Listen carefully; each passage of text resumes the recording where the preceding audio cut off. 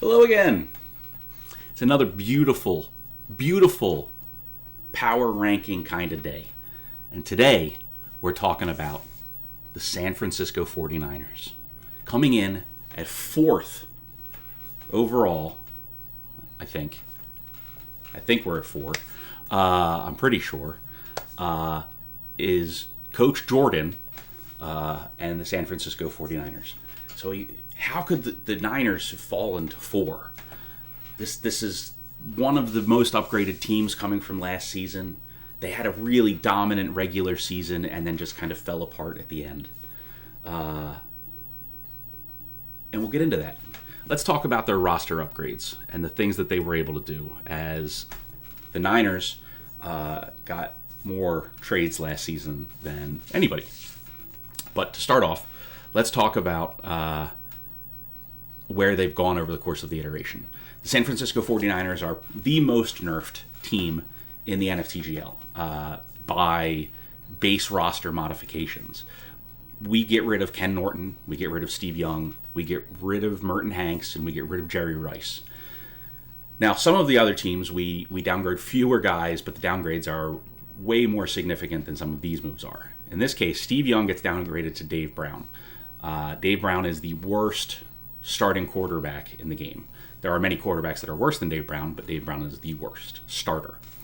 Merton Hanks gets downgraded to Roddy Lott. The idea was to bring in former Niners to replace some of the players. So we brought it back Ronnie Lott, who has decent hitting power, has decent interceptions, is not a good man-controlled player at all. He's just way too slow all of the time. We get rid of Jerry Rice and bring in Flipper Anderson, which is a significant downgrade, but Flipper's still a very, very, very good wide receiver. And then we get rid of Ken Norton, and they get Michael Barrow. They used to get Bill Romanowski, but he's an Eagle, and now that the Eagles are usable in the NFTGL, we switched that out for Michael Barrow, who is comparable statistically.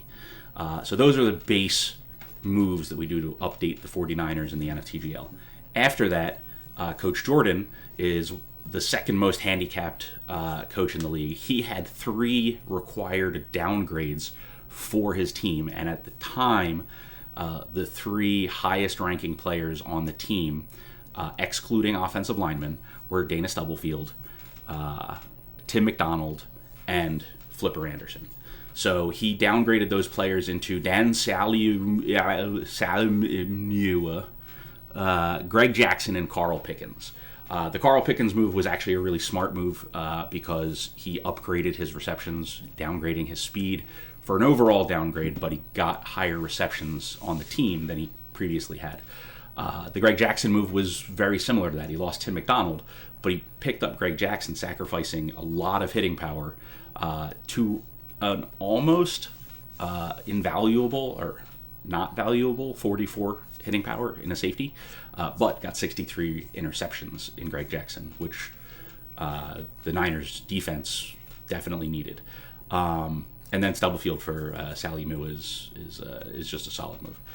After that, there were a number of trades that a number of moves that the Niners did. So at the end of season 1, they traded Elvis Grbac for Andre Ware, which player for player is a big upgrade, but what we ended up seeing in the Niners' second season was, instead of having Elvis Grbac and Dave Brown, whose statistics are the same, he had 2 quarterbacks whose statistics were very different, and he didn't really put in the time to get comfortable with Ware, and he just kind of fell off because instead of rotating conditions-wise the 2 best players, he was looking at 2 very dissimilar players in play style, and he just never kind of figured out that jive. At the what do we get, season 2, it doesn't look like there were any moves, any trades, which I don't think, there's got to be something missing, but it's not visible for some reason. So I don't know what's missing. I only see 3 trades here, and I don't know why. So anyway, he traded Derek Moore this most recent season to get Ricky Waters. And then he traded Benny Blades, who he had acquired in free agency, for Carnell Lake. They're similar players. Carnell's got better hitting power and lower interceptions. Blades, all in all, for Jordan, it's a significant upgrade because he's used Carnell Lake before, and Carnell's the kind of guy that can be very dominant as safety play. He's had lots of free agency upgrades in cutting Derek LaVille, Nate Singleton, Adam Walker, Dedrick Dodge, Tommy Thompson, Kevin Mitchell, Timmy, Tommy, Drake Dragoncock, Drake Rod, and then Vaughn Dunbar. And he's added Harold Green, OJ McDuffie, Vaughn Dunbar, who he later got rid of, Benny Blades, Tom Ruin, Sean Wallace, and Derek Brown. So he's got a very different running game than before. And we'll go look at the roster in the thing. The Niners are the best team in Tecmo Super Bowl III, without a doubt. Dallas Cowboys are really, they're as close as you can get, but the Niners are just a deeper team across the board, so they have the ability to withstand injuries, and Dallas doesn't have that. Dallas has a lot of superstars and then a lot of kind of crap behind it. So if Dallas were to suffer injuries, it really, really hurts them, whereas the Niners can afford to lose some players, especially now Jordan's Niners. You look at his offense, and typically you have Derek Moore and William Floyd, and then you have two pieces of trash behind them. He's now upgraded that to Derek Brown, who's a 50 max speed guy. He doesn't really have hitting power, but he's got good ball control, decent receptions, and decent max speed. He's functional. You got Harold Green, who only has 44 max speed, but probably plays faster, I would think, than Derek Brown. That bump in agility from 50 to 56 is a big deal in Tecmo Super Bowl III, and you can probably feel it. The drop down in the bump in max speed, they have the same rushing power, not a big deal, but the hitting power of 31 versus 19 is a big deal, especially for getting past corners at the edge. So that can be a big deal. He's also got slightly more body balance. So the two of them as backups, they're not they're not great players, but they're decent backups for sure. And there are a number of teams in the NFC, the NFTGL NFC, that those players would be starters for. But now he has Ricky Waters, bringing Ricky back to San Francisco. Ricky gives him a ball control issue, but gives him max speed and gives him receptions out of the backfield that is way more reliable than what he's had before. You'll see he has Chris Miller now. He had traded Andre Ware. That, I believe, was the trade that was missing for whatever reason from the thing. He traded Andre Ware and was able to get to Chris Miller, which is a significant upgrade, despite the fact that Chris Miller seems to just suck a lot of the time. He's still got William Floyd, who is just a monster. His 69 hitting power is huge. And then he's got a really good wide receiving core with Pickens, wide receivers Niners, which is J.J. Stokes, who's a solid number 3. He's got John Taylor, who is a solid player. And then he's got O.J. McDuffie, who, for a number 4 receiver, is very decent. He has a lot of decent, average stats. Very good agility, which is pretty common in wide receivers. Good ball control, decent body balance. And he doesn't really have a low stat. 38 rushing power is outside of hitting power, because he's a receiver.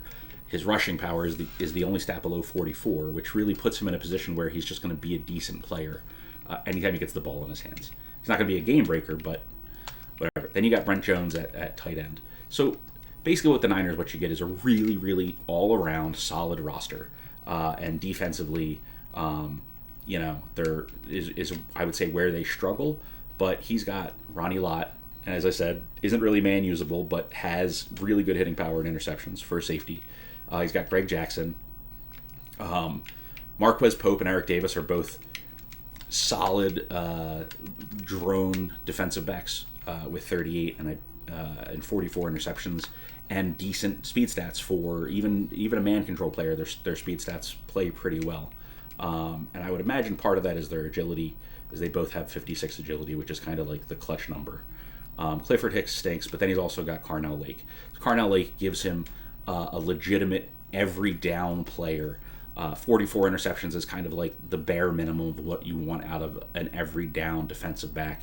But the 63 hitting power is a big deal for him. And his speed is, as his numbers, his conditioning gets better, he becomes a shutdown player where he can just shut down everything on defense. And Jordan is the kind of guy that can really take advantage of that.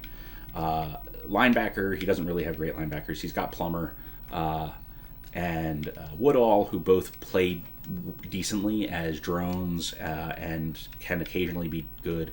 Barrow, we talked about before, isn't great, but he's whatever. And his D-line's solid, right? So what's going on with Jordan? Season 1, he was dominating, and then he got very unlucky in the playoffs and lost. Season 2, he wasn't ready for Andre Ware, didn't know what he was doing, and then ended up missing the playoffs.